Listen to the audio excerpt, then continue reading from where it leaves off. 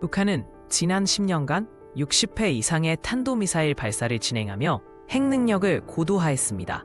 2023년 기준 북한은 50여 기의 핵무기를 보유한 것으로 추정되며 ICBM 개발로 미국 본토 타격 능력을 과시했습니다. 유엔은 2017년 이후 10차례의 제재 결의를 통해 북한의 군사력 증강을 저지하려 했으나 북중, 북러 밀무역으로 실효성은 제한적입니다. 특히 김정은 국무위원장의 군사 시찰 빈도는 2022년 대비 34% 증가하며 위기 신호를 보내고 있습니다. 북한은 110만 정규군으로 한국 36만의 3배 이상 병력을 보유하지만 국방 예산은 한국의 30분의 1 수준입니다.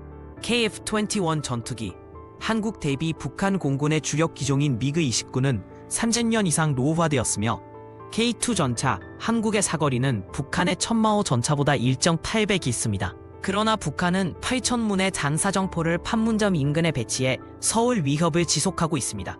2024년 미국 국방부 보고서는 북한의 질적 열세에도 불구하고 기습 전술로 초반 72시간 내 한국군의 친형타 가능성을 경고했습니다.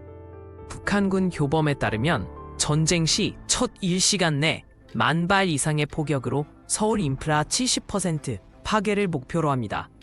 22만 특수부대원은 지하땅굴 잠수정을 이용해 후방 교란 작전을 수행할 것으로 예상되며 2022년 핵무기법 개정으로 전술 핵 선제 사용 가능성을 공식화했습니다.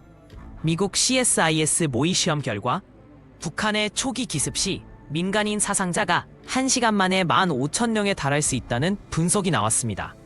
특히 김정은 체제는 3.2 전쟁 시나리오를 수차례 훈련하며 단기전으로 전쟁 목표 달성을 추구합니다. 전쟁 발발 30분 내에 서울 전역에 대피령이 내려질 경우 2,600개 대피소 중 37%만이 방공호 규격을 충족합니다. 2023년 서울시민 대상 훈련에서 지하철역 혼잡으로 인한 대피 지연율이 68%에 달했으며 고층 아파트 주민의 경우 계단 이동만으로 15층당 10분 이상 소요됩니다. 북한의 EMP 공격 예상 시나리오에 따르면 전력망 마비로 인해 병원 응급실 가동률이 4시간 내 45%로 급락할 전망입니다. 이재난 포털 시스템 안전 디딤돌조차 북한의 사이버 공격에 취약해 초동 대응이 불안한 상황입니다. 한국군은 전쟁 발발 60분 내 킬체인 시스템 가동으로 북한 지휘부 70개 표적을 타격할 계획입니다.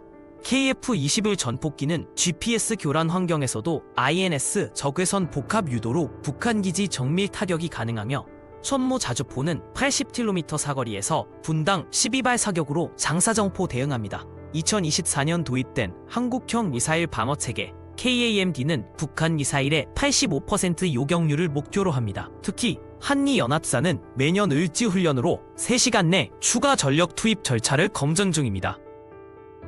한미 상호 방위 조약에 따라 미국은 전쟁 발발 72시간 내 USS 로널드 레이건 항모 전단을 동해에 배치할 예정입니다. F-35B 스텔스 전투기 20대와 이지스 구축함 3척이 북한의 지하시설 공격에 투입되며 B-2 스피릿 폭격기는 괌에서 12시간 내 한국 공역 도달 가능합니다. 2023년 한미연합훈련에서 확인된 바로는 미국의 전략자산 가동 시 북한군 전투력의 60%를 7일 내 억제할 수 있습니다. 그러나 중국의 개입 가능성이 34%로 추정되며 이 경우 미군의 전력 분산이 불가피합니다. 북한은 7,000명의 사이버 전력으로 한국 주요 인프라를 표적 삼아 전쟁 시 전력망 금융 시스템 마비를 계획합니다. 2022년 한국전력 해킹 사례에서 노출된 약점을 바탕으로 북한은 한국 119 구조 체계의 53%를 30분 내 마비시킬 수 있는 악성 코드를 보유한 것으로 추정됩니다. ENT 공격 시나리오에서는 고도 40km에서 핵폭발을 일으켜 반경 300km 내 전자기파 피해로 72시간 이상 도시 기능이 정지될 위험이 있습니다. 특히 북한의 KN-23 미사일은 저고도 기행으로 한국의 레이더 탐지를 회피할 수 있어 ENT 공격에 최적화되었습니다. 중국은 전쟁 시 북한에 대한 원조 규모를 놓고 러시아와 긴밀히 협의할 전망입니다.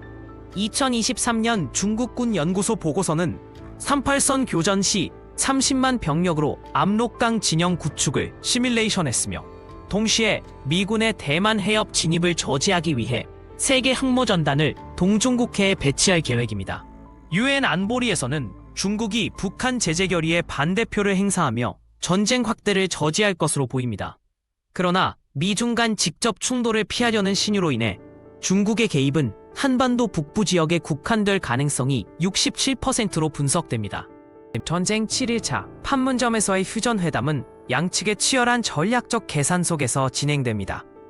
북한은 핵 보유국 지위 인정과 제재 해제를, 한국은 북한의 무력 감축과 비핵화를 요구하며 교착 상태에 빠집니다. 1953년 정전협정과 달리 현대전에서는 사이버 우주 전략이 새로운 협상 카드로 부상했습니다. 미국 전쟁연구소 ISW 분석에 따르면 휴전 후 3년 내 재발 확률은 82%에 달하며 이는 북한이 전시 손실을 만회하기 위해 기정규전을 지속할 것임을 시사합니다. 전쟁으로 인한 한국의 경제적 피해는 최대 2.3조 원에 달하며 인프라 복구에만 5년 이상 소요될 전망입니다. DNZ에는 레이저 감시 시스템과 AI 감시 드론이 배치되며 한국은 자주국 방역 강화를 위해 국방 예산을 GDP의 3.5%로 증액합니다. 그러나 북한은 휴전 후에도 핵시설의 40%를 은닉한 상태에서 재도약을 준비합니다. 2030년 글로벌 리스크 보고서는 한반도의 불완전한 평화가 동북아 신냉전의 시발점이 될 가능성을 79%로 평가하며 우리 세대의 안보 각성이 필요한 시점입니다.